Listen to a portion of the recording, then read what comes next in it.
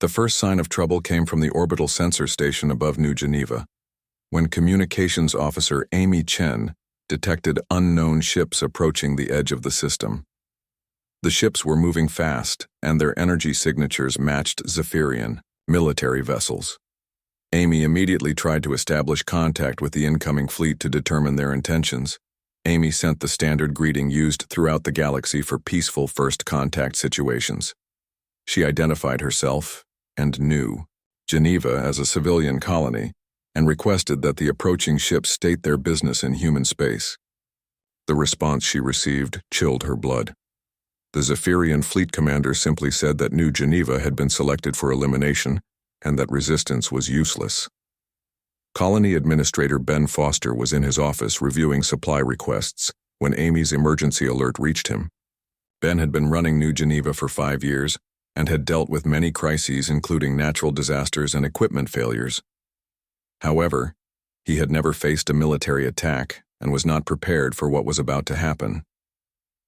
Ben immediately activated the colony's emergency protocols and began broadcasting evacuation orders to all residents.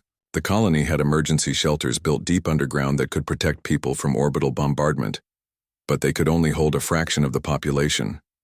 Ben knew that most of the colonists would need to be evacuated off-planet if they were going to survive. The Zephyrian Third Fleet entered New Geneva's orbital space with overwhelming force. War Prince Zektar commanded 15 heavy cruisers and dozens of smaller attack ships, more than enough firepower to destroy any target in the system. Zektar had no intention of taking prisoners or accepting surrender. His orders were to make an example that would terrify anyone who might consider rebelling against Zephyrian rule. Amy Chen continued trying to negotiate even as the Zephyrian ships took attack positions around the planet. She offered to arrange meetings between Zephyrian representatives and human diplomatic officials to resolve whatever problems existed between the two species. She pointed out that New Geneva was home to over 2 million civilians, including women and children who posed no threat to anyone. Zektar listened to Amy's desperate pleas with cold amusement. He had destroyed many worlds during his career and had heard similar begging from the inhabitants of each one. The War Prince believed that mercy was a weakness and that fear was the only effective way to maintain order in the galaxy. He ordered his fleet to begin the bombardment without warning. The first energy beam struck New Geneva's orbital facilities and the planet's communication arrays. Amy Chen died instantly when her station was vaporized by a direct hit from a Zephyrian cruiser. The orbital defense platforms tried to return fire, but they were designed to stop pirates and small raiders, not a full military fleet. The platforms were destroyed within minutes. Chief Engineer Paul Davis was in the main power plant when the attack began. Paul had built the planetary shield generators that protected New Geneva from space debris and solar radiation, and he immediately began trying to adapt them to stop the Zephyrian bombardment. The shields were never designed for military use, but they were the only protection the colonists had. Paul worked frantically to redirect all available power to the shield generators while the planet shook under the impact of enemy fire. The shields held for 6 critical minutes, giving thousands of colonists time to reach emergency shelters or evacuation ships. Paul knew the generators would eventually fail under the massive bombardment, but he stayed at his post to maintain them as long as possible. Sam Parker was at his job site when the evacuation alarm sounded. He immediately ran toward his home to find his wife Kate and daughter Lucy, but the streets were crowded with panicked civilians trying to reach safety. Transport ships were landing at emergency sites throughout the city to pick up evacuees, but there were not enough ships for everyone. Kate Sullivan was at the hospital when the attack started, and she began helping to evacuate the patients. Many people were too sick or injured to be moved quickly, and Kate made the difficult decision to stay with them rather than try to reach her family. She trusted that Sam would get Lucy to safety and that they would all be reunited later. Lucy, Parker was at school when the emergency began, and her teachers loaded all the children onto evacuation transports. The 8-year-old girl kept asking for her parents, but the adults could only promise that families would be reunited at the evacuation sites. Lucy's transport was one of the last to leave the planet as the Zephyrian bombardment intensified. The planetary shields failed after 6 minutes of continuous bombardment, and Paul Davis died at his post when the power plant was destroyed by enemy fire. Without the shields, the Zephyrian fleet began systematically destroying every major city and installation on the planet. They used powerful energy weapons that could melt rock and turn entire city blocks into smoking craters. Ben Foster coordinated the evacuation from an underground command bunker, working with transport ship captains to get as many people off the planet as possible. He could see on his screens that the major cities were being destroyed, but he focused on saving whoever he could. Ben stayed in the bunker sending evacuation orders until a direct hit collapsed the underground facility. Sam Parker reached the evacuation site near his home and frantically searched for Kate and Lucy among the crowds of terrified civilians. He found Lucy on one of the last transport ships, but Kate was nowhere to be seen. The transport captain told Sam that they had to leave immediately, or everyone would die when the Zephyrians targeted the evacuation site. Sam faced an impossible choice between staying to search for his wife or escaping with his daughter. He chose to protect Lucy and boarded the transport, promising the frightened child that they would find her mother after they reached safety. Sam did not know that Kate had chosen to stay at the hospital with patients who could not be moved. The hospital where Kate worked was struck by enemy fire while she was helping evacuate the intensive care unit. Kate died along with dozens of other medical staff and patients who had nowhere else to go. Her last act was to shield a young patient from falling debris as the building collapsed around them. The bombardment continued for 3 hours until every major settlement on New Geneva had been reduced to ruins. The Zephyrians specifically targeted civilian areas including schools, hospitals, and residential districts to maximize casualties and terrorize survivors. War Prince Zektar wanted the galaxy to understand what happened to those who opposed Zephyrian power. Captain Jake Morrison arrived at New Geneva with a small patrol fleet just as the Zephyrian ships were leaving the system. Jake had been returning from his diplomatic mission when he received the distress signals from the colony. His 3 ships were no match for the Zephyrian fleet, so he could only watch helplessly as they departed after completing their massacre. Jake's ships immediately began rescue operations, searching for survivors among the wreckage of what had been humanity's most successful colony. They found refugee ships filled with traumatized civilians who had escaped the planet during the brief window when the shields were still functioning. Many families had been separated and children were crying for parents who would never come home. Jake met Sam Parker at one of the refugee collection points and saw a broken man holding his daughter while both of them cried for Kate. The sight of this destroyed family represented the fate of millions of others who had lost everything in the unprovoked attack. Jake felt something change inside him as he looked at the smoking ruins of New Geneva and listened to the cries of the survivors. The Zephyrians had broadcast their attack throughout the galaxy as a warning to anyone who might consider defying their empire. They made sure that every species knew exactly what happened to New Geneva and why it had been destroyed. The message was clear.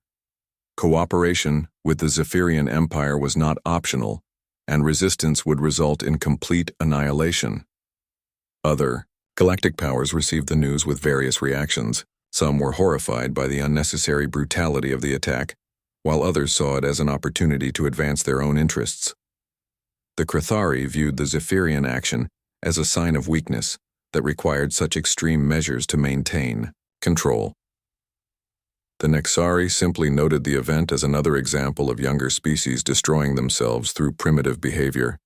None of them understood that they had just witnessed the end of peaceful humanity and the birth of something far more dangerous than anything the galaxy had ever seen. Admiral Ryan Brooks stood on the observation deck of the orbital station, above the former Zephyrian capital world, and watched the planet's transformation. 3 years had passed since the New Geneva massacre, and the world below now housed not just humans but refugees from all the fallen empires who had found safety under human protection.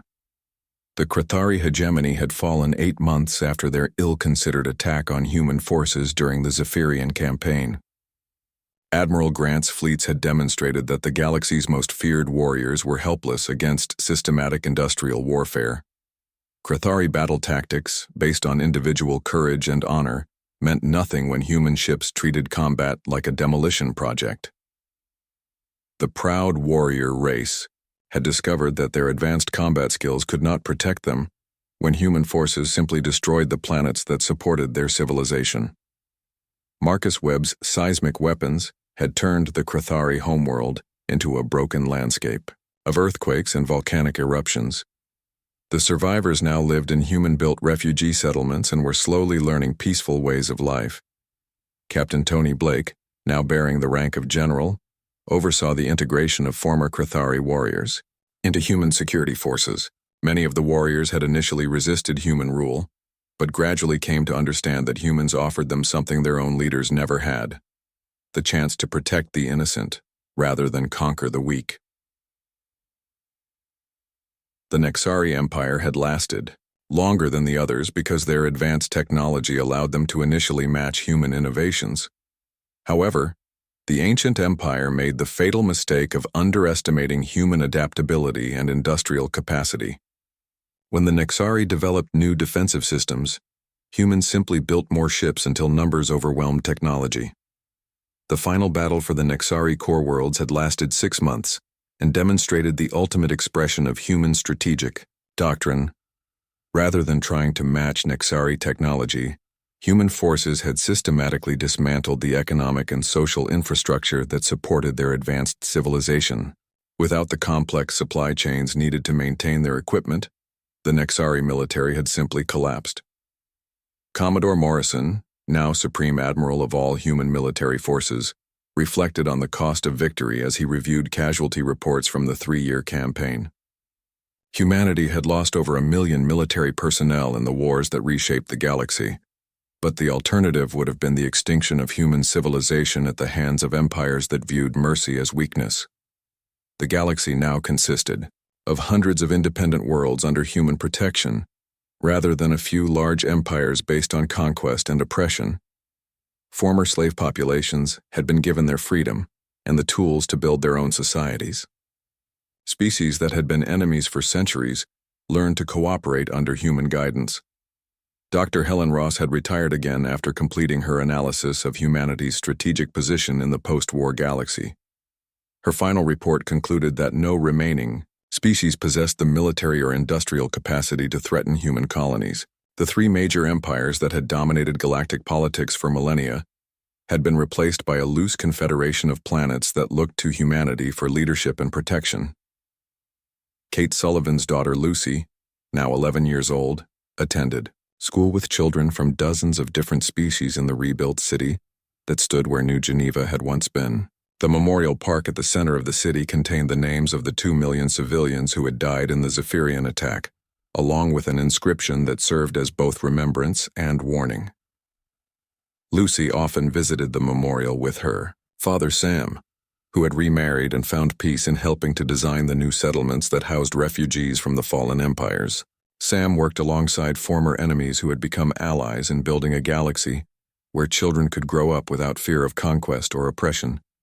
The memorial inscription read simply, "They thought we were weak. They were wrong. May this galaxy never forget the price of threatening humanity's children." The words had been chosen by Brooks himself and approved by representatives from every human world. They served as a reminder of both human loss and human resolve. Marcus Webb continued his work developing new technologies, but now focused on peaceful applications rather than weapons of war. The same innovations that had destroyed 3 empires were being used to terraform dead worlds and create living spaces for the millions of refugees who needed new homes. Webb found greater satisfaction in building than he ever had in destroying. Admiral Grant oversaw the conversion of military shipyards back to civilian production, as the immediate threat to humanity had ended. However, the shipyards retained the capacity to quickly resume military production if new threats emerged. The galaxy would never again see humanity as weak or defenseless. Captain Blake's security forces maintained peace throughout human-protected space with a light touch that impressed former enemies.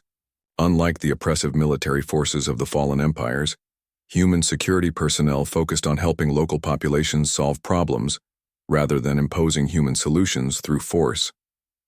The transformation of galactic civilization had been so complete that younger species who had grown up under human protection could barely imagine the previous system of conquest and exploitation. Trade flowed freely between worlds that had once been enemies. Scientific knowledge was shared openly rather than hoarded by imperial elites.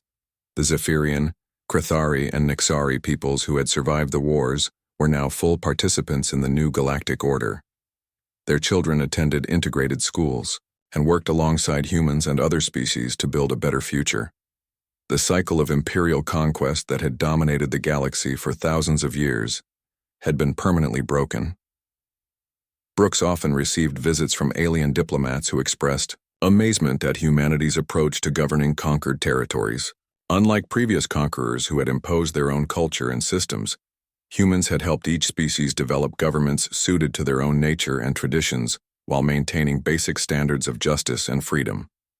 Morrison maintained fleets of warships throughout the galaxy, but their primary mission was to prevent any return to the old system of imperial domination.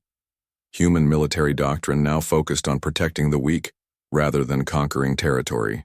The ships that had once carried names commemorating human losses now bore names celebrating peace and cooperation. The economic prosperity that followed the end of imperial warfare surprised even human planners. Resources that had been devoted to military expansion were now used for infrastructure development and scientific research.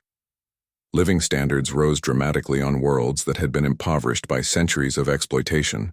Young humans like Lucy grew up learning the languages and customs of dozens of alien species.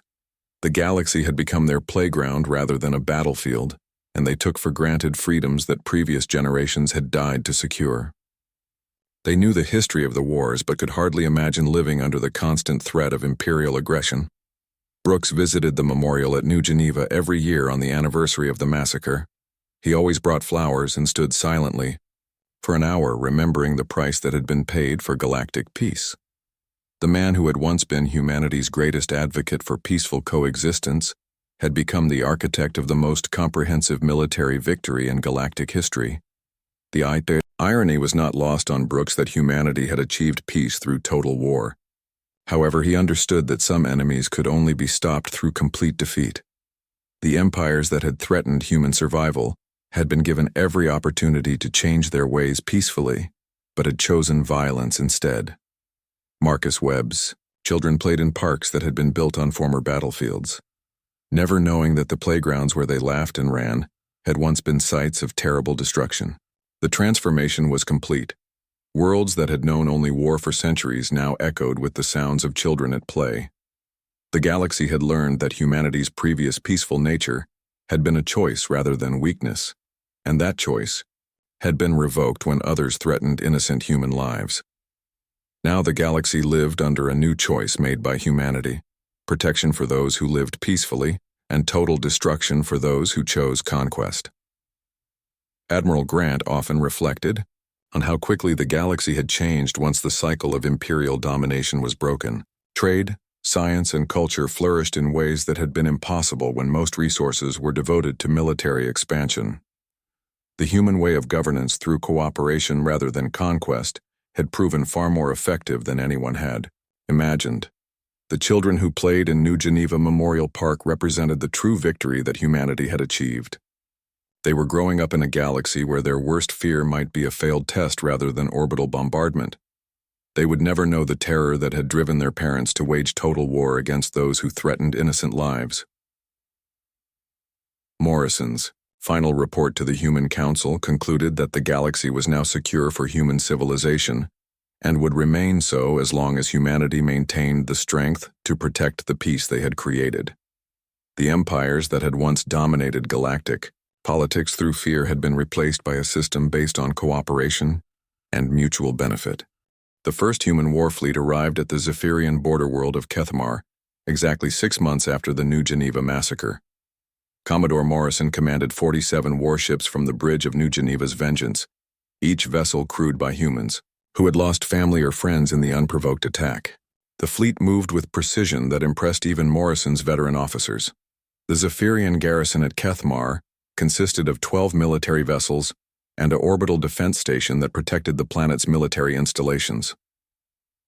The Zephyrian commander sent the standard warning for human ships to leave Zephyrian space immediately or face destruction. Morrison's response was to begin what humans would later call the first demonstration. Human ships did not engage the Zephyrian fleet directly as other species might have done. Instead, they used modified terraforming equipment to begin systematically dismantling the planet's atmosphere. Within hours, the air became unbreathable, and the Zephyrian garrison was forced to retreat to underground bunkers or evacuate entirely. The Zephyrian military tried to fight back, but discovered that human ships moved and fought differently than any enemy they had faced before. Human captains used tactics based on industrial operations rather than traditional naval warfare. They treated enemy installations like construction projects to be demolished, rather than military targets to be captured.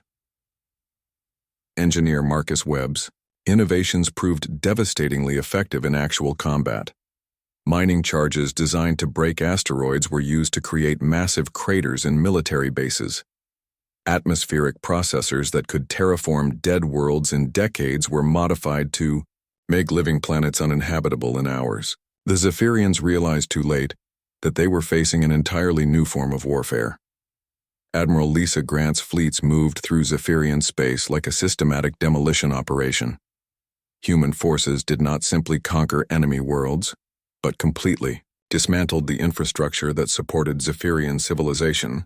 Power plants, communication networks, transportation systems, and industrial facilities were all destroyed with industrial precision.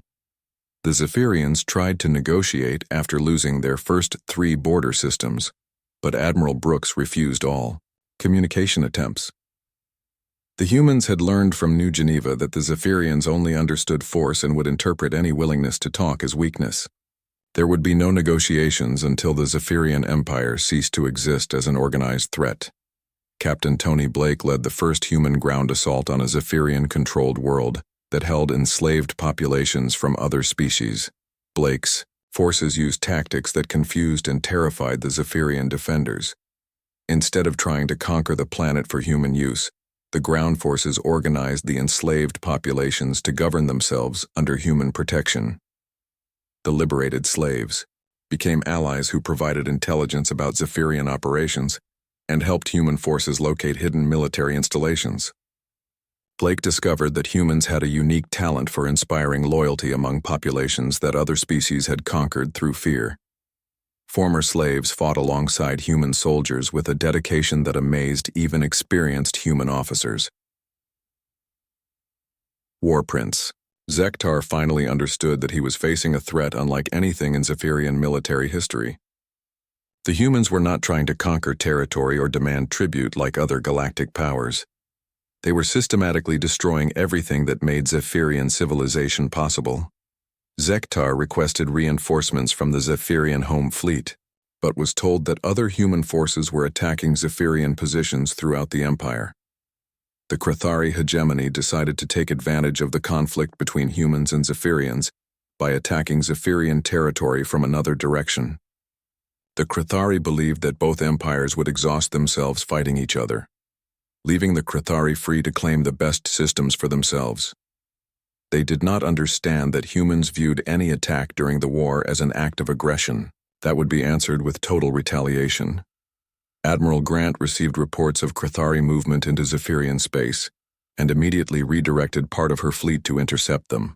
The Crithari expected to face weakened Zephyrian forces, but instead found themselves confronting fresh human warships equipped with weapons they had never seen before.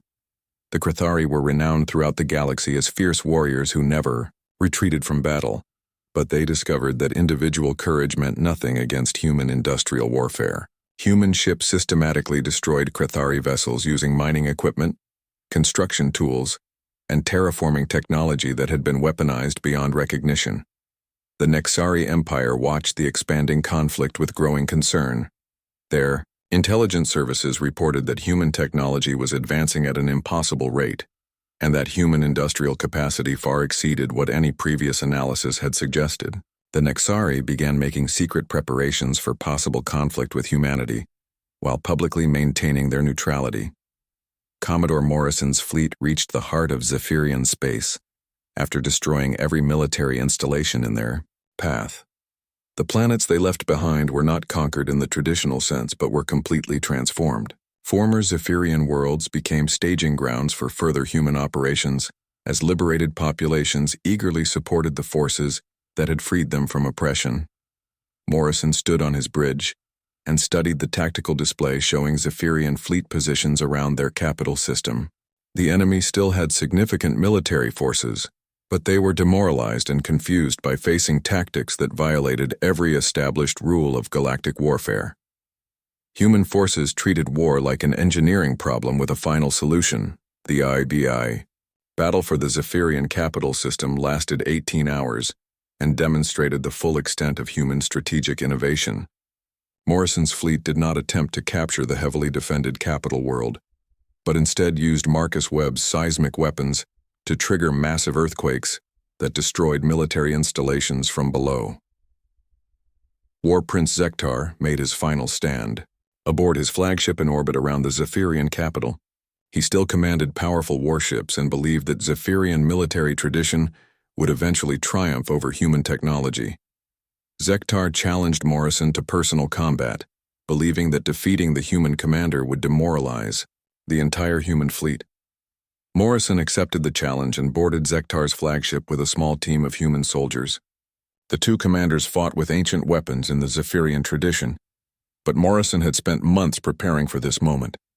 When Zektar died, the last organized Zephyrian resistance collapsed as their remaining forces surrendered or fled. The fall of the Zephyrian Empire sent shockwaves throughout the galaxy. No major galactic power had been completely destroyed in over 1,000 years, and the speed of human victory terrified other species who had considered themselves safe from serious military threats. The humans had accomplished in 18 months what should have taken decades of traditional warfare. Admiral Brooks arrived at the former Zephyrian capital to oversee the establishment of human administration over the conquered territories. Brooks felt no satisfaction in the victory because he knew that the war was far from over. The Crithari had attacked human forces during the campaign, marking themselves as enemies that would have to be dealt with. Dr. Helen Ross's strategic analysis showed that the galaxy would never be safe for humanity as long as other empires existed, with the power to threaten human colonies. The New Geneva massacre had proven that peaceful coexistence was impossible when dealing with species that viewed violence as an acceptable tool of policy. Captain Blake's ground forces began the process of reorganizing former Zephyrian territory under human guidance. Unlike traditional conquerors who imposed their own culture on defeated populations, humans focused on helping local species develop their own governments under the protection of human military power. The transformation of Zephyrian space proceeded with the same systematic efficiency that had characterized the military campaign. Former slave worlds became independent planets with constitutions based on human principles, but adapted to local cultures. Trade networks were rebuilt to benefit local populations rather than distant imperial masters. Throughout human space, civilians celebrated the victory but also prepared for the next phase of the war. Everyone understood that the Crithari and Nexari empires posed continuing threats to human survival. The lesson of New Geneva was that humanity could never again allow potential enemies to choose the time and place of conflict. Marcus Webb and his engineering teams worked to develop even more advanced weapons for the campaigns that would surely come. The technologies that had destroyed the Zephyrian Empire would be improved and refined for use against enemies who now understood what they were facing. Admiral Grant's shipyards operated at maximum capacity to replace losses from the Zephyrian campaign and build new vessels for expanded operations. The human war machine that had seemed impossible just 2 years earlier was now the most powerful military force in the galaxy, and it was still growing. Morrison looked at the tactical displays, showing Crithari and Nexari fleet positions, and felt the same cold determination that had driven him through the Zephyrian campaign.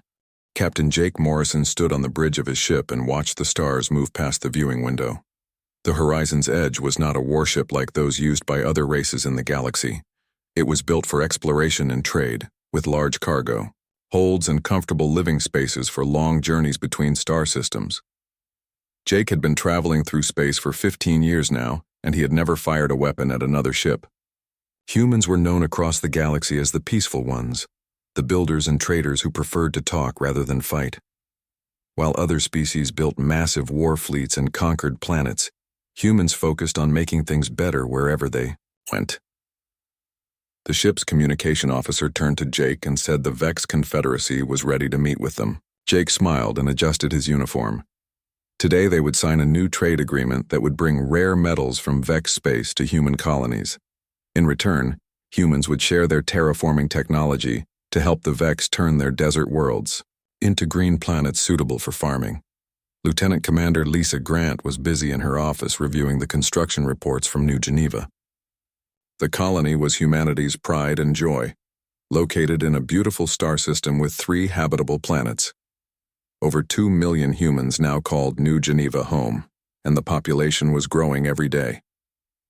Lisa had overseen the construction of the main city with its tall buildings, green parks, and clean transportation systems. The colony attracted families from all over human space who wanted a better life. Engineer Sam Parker had moved there 3 years ago with his wife Kate, who worked as a doctor in the main hospital. Their daughter Lucy was now 8 years old and attended school with children from many different human worlds. Sam worked on the planetary shield generators that protected the colony from space debris and solar storms. Kate Sullivan had grown up on Earth but always dreamed of living among the stars. New Geneva gave her that chance while letting her help people as a doctor. The hospital she worked in was one of the most advanced in human space, treating not just humans but also members of other species who came seeking medical help. Kate often worked late hours, but she loved knowing that her work made life better for everyone in the colony. Admiral Ryan Brooks sat in his office on the orbital defense station above Earth and reviewed the latest reports from Human Fleet Command. The human military was small compared to other galactic powers, but it was modern and well-trained. Brooks believed that humanity's future lay in cooperation with other species, rather than conquest and war. The human fleet consisted mainly of patrol ships and defensive platforms designed to protect human colonies and trade routes. Brooks had served in the military for 30 years and had never been in a major battle. Most of his work involved stopping pirates and helping with rescue operations when civilian ships had problems. Brooks often met with leaders from other species to discuss peaceful solutions to galactic problems. He was known throughout the galaxy as a fair and honest negotiator who always tried to find ways for different species to work together. Many alien diplomats respected him for his calm approach to solving conflicts. The galaxy was home to many powerful empires that had existed for thousands of years. The Krathari hegemony was known for its warrior culture and powerful military fleets. They controlled hundreds of star systems through force and were always looking for new worlds to conquer. The Krathari respected strength above all else and viewed diplomacy as a sign of weakness. The Nexari Empire was even older and more advanced than the Krathari. They had technology that other species could barely understand and considered themselves superior to all other forms of life. The Nexari rarely interacted with younger species except when it served their purposes.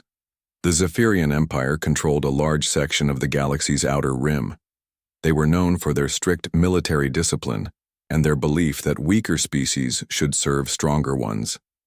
The Zephyrians had built their empire by conquering primitive worlds and forcing the inhabitants to work for them. Most galactic powers viewed humans as useful, but not threatening.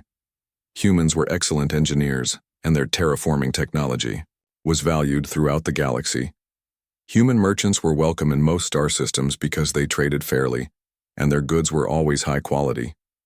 However, no one considered humans to be a major military power. The Zephyrian Empire was facing internal problems as several of their subject worlds had begun to rebel against Zephyrian rule.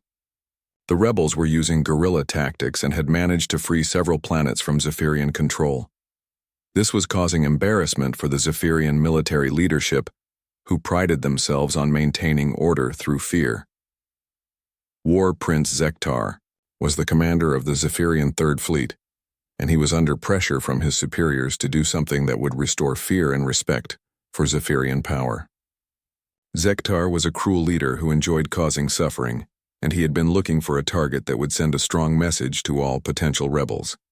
Zektar and his advisors studied the galactic situation and decided that attacking a human colony would be perfect for their needs.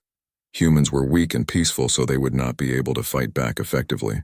At the same time, humans were well known throughout the galaxy, so destroying one of their colonies would be noticed by everyone.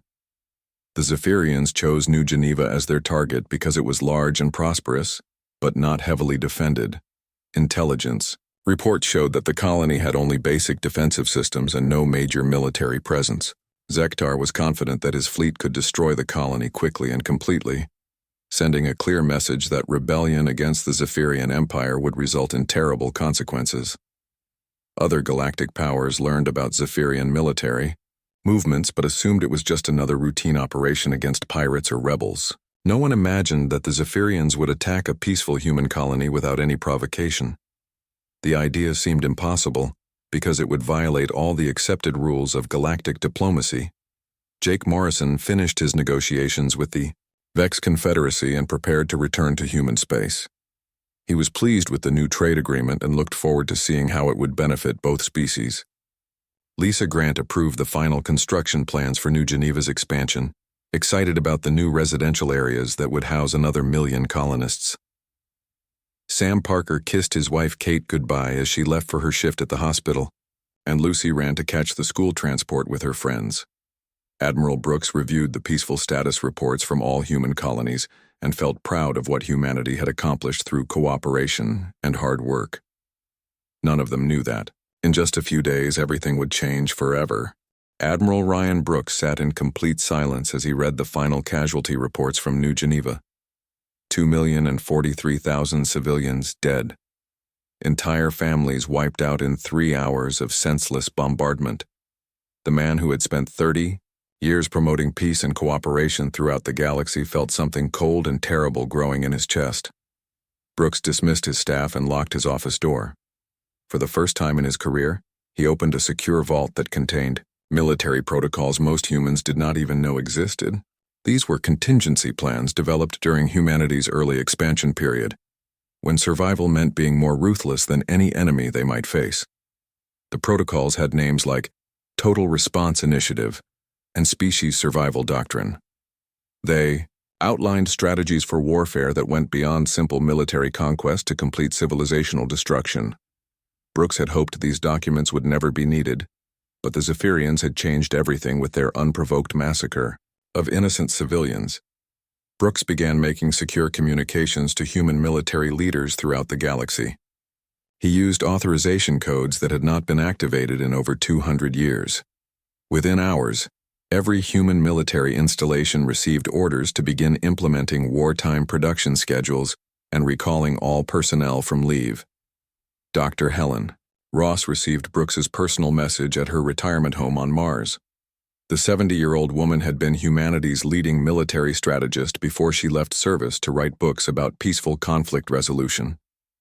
Ross had spent the last decade teaching young diplomats how to avoid wars, but now war had come to humanity whether they wanted it or not.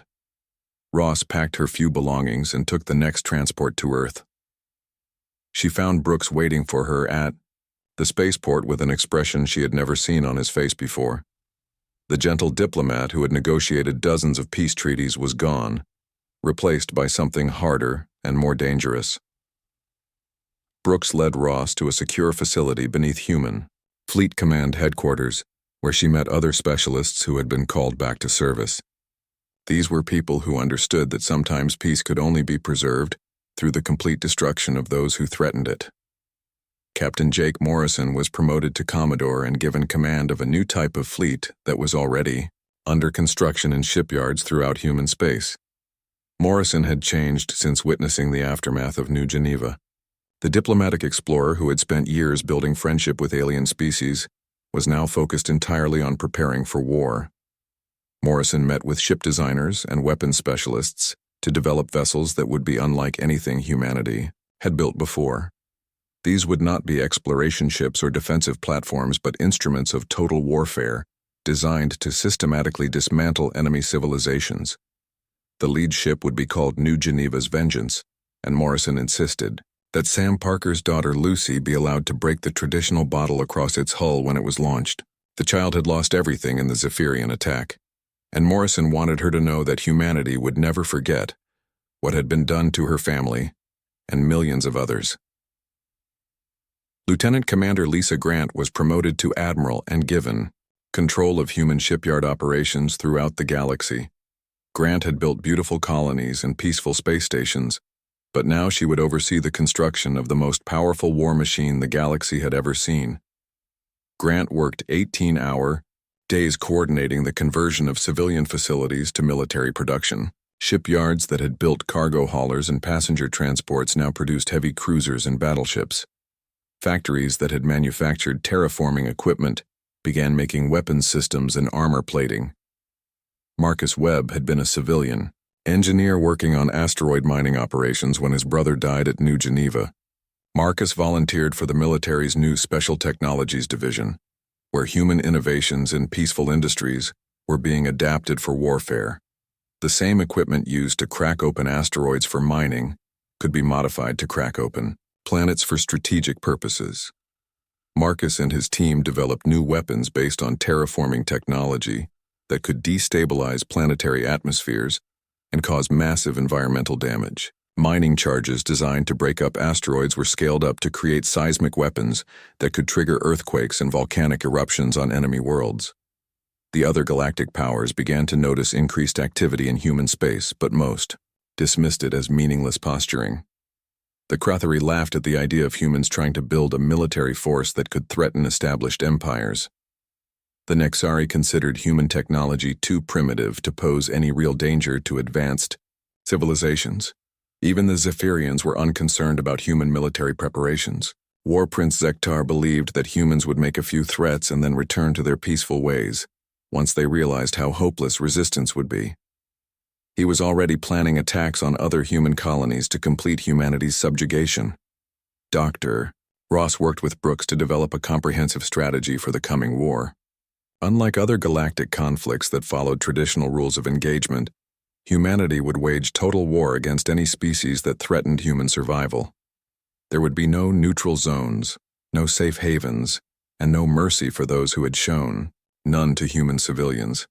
The strategy was based on the principle that humanity would never again be vulnerable to the kind of attack that destroyed New Geneva. This meant not just defeating enemy military forces, but completely dismantling the civilizations that supported them. Any species that attacked humans would cease to exist as an organized society. Captain Tony Blake was recalled from frontier patrol duty to command human ground forces. Blake had served in the small conflicts that occasionally erupted on colony worlds, but he had never planned for the kind of systematic warfare that Ross and Brooks were preparing. He spent weeks studying historical conflicts and developing tactics for planetary occupation and population control. Blake's ground forces would not just conquer enemy worlds, but would organize local populations to support human objectives. Unlike other galactic powers that imposed their rule through fear, humans would create genuine cooperation by demonstrating that life under human protection was better than life under the previous regime. The transformation was not limited to military leaders. Throughout human space, civilians volunteered for war work in numbers that surprised even government officials. Families who had lost relatives at New Geneva demanded the right to contribute to humanity's response. Engineers, doctors, teachers, and farmers all found ways to support the war effort. Kate Sullivan's medical colleagues established field hospitals and trauma centers to support human military operations. Sam Parker's engineering friends developed new technologies for military use. Even children like Lucy Parker participated by making care packages for human soldiers and writing letters to boost morale. Human colonies that had seemed vulnerable after the New Geneva attack became heavily fortified bases for military operations. Orbital defense platforms were upgraded with weapon systems based on mining and construction equipment. Civilian transport ships were modified to carry troops and military supplies. The speed of human mobilization impressed even some alien observers who had underestimated human organizational capabilities. What other species failed to understand was that humans had a talent for cooperation that became even stronger during times of crisis. When one human community was threatened, all human communities responded as if they had been attacked personally. 6 months after New Geneva, human war fleets began moving toward the borders of Zephyrian space. The ships looked different from traditional human vessels with angular hulls designed for combat rather than exploration. Each ship bore names that commemorated the civilians who had died in the massacre. Commodore Morrison stood on the bridge of New Geneva's Vengeance and studied intelligence reports about Zephyrian military positions. His fleet included ships with names like Remember Them, Never Again, and Children's Tears. Each crew member understood that they were not just fighting for military victory, but for the survival of human civilization. Admiral Grant's shipyards continued producing new vessels at a rate that amazed even human planners. The same industrial capacity that had built peaceful colonies throughout the galaxy was now focused entirely on creating the tools of war. Every day brought new ships, new weapons, and new technologies designed for a single purpose. Brooks reviewed the final preparations and felt both pride and sorrow at what humanity had become. The peaceful species that had once been known as the Silent Builders was about to demonstrate why they had been silent for so long. It was not because they were weak, but because they understood the terrible consequences of unleashing their full potential. The galaxy was about to learn that humanity's peaceful nature had been a choice, not a limitation, and that choice had just been revoked permanently.